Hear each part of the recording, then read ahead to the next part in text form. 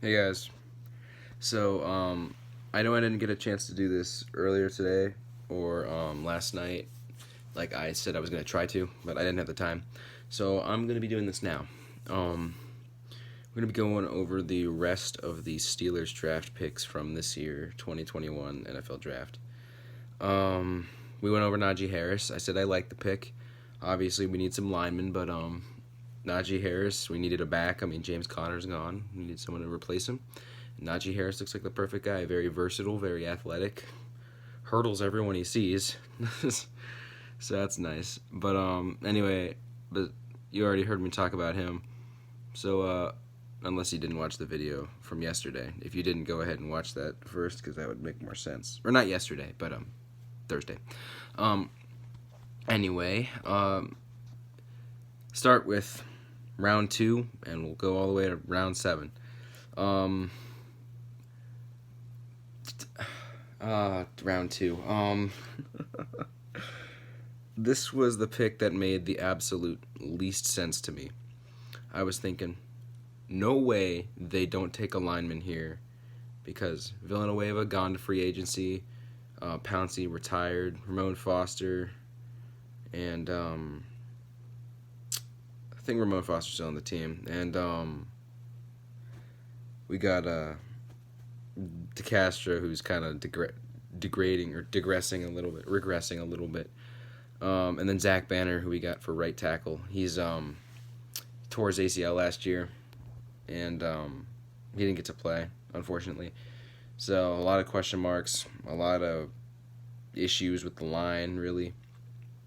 And I was thinking, no way they don't take like Creed Humphrey. Creed Humphrey, the center, is who I really wanted in the second round. If not, like Josh Myers, who was also a center. Nope. No. Penn State tight end Pat Freiermuth at number 55. At first the pick was like, you know what, that's not too bad. Now I thought about it, and I thought, I mean, cool. He's like the second best tight end in the draft, behind, of course, Kyle Pitts, who went to the Falcons at number 4. Um, I'm guessing the Steelers are thinking, oh, Eric Ebron can't really catch that well. Vance McDonald retired. What are we left with besides him? Kevin Radar, who didn't even play a snap, I don't think, and then Zach Gentry, who got injured for the entire season. He's a big question mark as well, at least in my mind. I mean, I like Pat Freiermuth. He's a good player. He's just not what we needed. A lot of more holes, gaps to fill on the team. Um, Hopefully he can block really well. I imagine the Steelers are going to use him as a pass catcher, really, but hopefully they use him as a blocker more than anything. Good pick, just not at that time. Probably the biggest of all the picks in the draft, for me at least. Round 3, we got Kendrick Green, guard from Illinois. Well, may not have been in the first 2 rounds, but we got a lineman. I'll take it, Kendrick Green. From what I've seen, he's a smaller dude, I believe. He's kind of a smaller guy, but he's pretty fast, pretty quick, which is good. DMC announced him as a center, which excited me a little bit, but then I realized, no, that's a guard. That's not a center. Anyway, I like the pick, though. He can replace, not DeCastro. I guess Foster did leave. Never mind. Maybe not. Maybe it was just a safe pick. Maybe he can play center or guard. Probably a very versatile player. Just not tackle, I guess. But yeah, good pick. Probably some better options on the board at that point. I mean, Creed Humphrey was gone. He got taken by the Chiefs at round 2. But yeah, we got linemen, and that's what we need. And then round 4, got another lineman, Dan Moore Jr., offensive tackle, Texas A&M. Good pick. He seems like he's pretty sturdy, pretty strong dude. Should be able to hold his own. And if Zach Banner, I guess he would replace Villanueva, unless we re-sign Villanueva, which would be great. If we could re-sign Villanueva, that'd be nice. But if not, then he'll play his position. Zach Banner will get the other side, and all should be good. From what I've seen of him, I like him. Good 4th round pick. And then the Steelers, I thought 2 linemen in a row. I might not make it a third, but I guess 3 is a little excessive. They went with Buddy Johnson. He's a linebacker from Texas A&M as well. So Dan Moore was also Texas A&M. Got Buddy Johnson. He can help fill some. I mean, I know a lot of the guys were injured at linebacker last year. Obviously, Devin Bush tore his ACL. Spillane was injured for a while. Highsmith, he got injured, I believe. A couple other guys got in there. They next man up. They did a decent job, but obviously it wasn't enough from how the season turned out at the end. But yeah, Buddy Johnson. Obviously everyone's coming back, so it'll probably be Spillane and Devin Bush in there. But yeah, he seems promising. I like him. I think he's a decent pick, but again, a lot of other holes need to be filled before linebacker, but we'll take him. Inside linebacker, not a bad pick. Round number 5, we got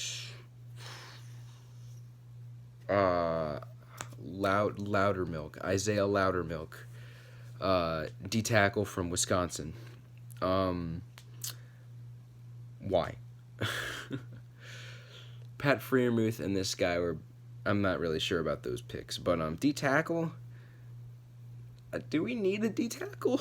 I mean, I don't think we do. Our front 7 is, to me, is the least worry, but I mean, I guess Buddy Johnson helps a little bit with the front 7, like I said before, but like the line, especially on defense, is what I was not worried about at all. But D tackle, he must be pretty good. I mean, we had a trade with Miami, I believe, to get him. We didn't trade up. I think it was a trade beforehand. Might have been part of the Minkah deal. I don't think it was, though. I think Minkah's deal was just Minkah for a first rounder or something like that. I don't really remember the complete details to that deal. But yeah, Isaiah Loudermilk, great name, by the way. D tackle out of Wisconsin. I don't think it was the biggest need, but or a need in general, but I picked him, and I'm not too mad about it. I think it'll be a decent pick, a decent fit. Hopefully he works. Oh, you know who else I forgot? Matt Filer, one of our tackles. He left too. So Zach Banner's going to come back and play tackle. Matt Filer played guard. Oh, God. He's primarily a tackle, but he played some guard last year. Oh, man. The line. These 2 linemen better step it up. Anyway, round number 6, Quincy Roche from Miami. Roche? Pretty sure it's Roche. Linebacker. Again, don't really... Maybe they're trying to look for a dude, to replace Bud Dupree, which honestly not a bad choice. Bud Dupree was good, and Buddy Johnson, Quincy Roche, one of the 2 of them, they could definitely do it. Hopefully be the yin to TJ Watt's yang, or I guess it would be vice versa. I don't know. Tried to make an analogy. Hopefully they're trying to get a replacement for Bud Dupree, which would be nice. Bud Dupree, he was really good these last 2-3 years, and it's going to be hard to find a guy quite as aggressive, quite as versatile as Bud Dupree was, but maybe these guys can step it up. All right, round 7, we had 2 picks. Trey Norwood, cornerback out of Oklahoma. I was wondering when we were going to get a corner because we lost Mike Hilton to the Bengals of all teams. It's so sad. And then we lost somebody else, too. I can't remember for the life of me who it was, though. We re-signed Cameron Sutton, and we still have Joe Hayden. And then our third corner, Justin Lane, got arrested for something involving a gun, I think? Gun charge of some sort? I don't remember the exact details to that either, but I'll pick this guy up, Trey Norwood from Oklahoma. I don't actually know much about Trey Norwood, but he's a corner, and honestly, in my opinion, corner was probably behind the line for the biggest position of need, besides running back, of course. And I'm glad we picked one up. We also picked up a corner. I don't remember the guy's name, but right after the draft was over, we picked up one of the undrafted free agents at cornerback, I believe, and we picked up a receiver too. Of course, the Steelers. They need a receiver in some way. And then last, and most certainly not least, we picked up a punter. Pick number 249. We picked up a punter. Something he had some ridiculous name. Anyway, punter I don't think we really needed. I liked Jordan Berry, and I'm sure Jordan Berry is a little angry about this. Oh yeah, that was his name, Presley Harvin III. They showed a couple of clips of him after we drafted him. Apparently, he's got a great leg, and he knows his way around football. He knows how to punt the ball, which is good, because that's why we drafted him. Pick number 254, actually, not 215. Did I say 254? I think I did. I might have said 259, which would be Mr. Irrelevant. That was a linebacker that the Buccaneers picked up, yeah. Anyway, Georgia Tech punter, Presley Harvin III. Hopefully he's good. Hopefully he's as good as a punter as Rodrigo Blankenship is a kicker. Hopefully Georgia can just supply all the special teams guys in the world. But yeah, that's my rundown through the picks that the Steelers had. There were a bunch of picks that we traded away, I believe, in like the 4th or the 5th, 6th rounds. We traded a few of them away, I believe. But yeah, overall, I'd give this draft like you incorporate the line, you incorporate the running backs, you got a corner. Give it like a B+ maybe, because again, like Freiermuth would be nice in like round 3 or 4, but 2, it's too early for me, honestly. I'd prefer like a better top like lineman like Creed Humphrey, and the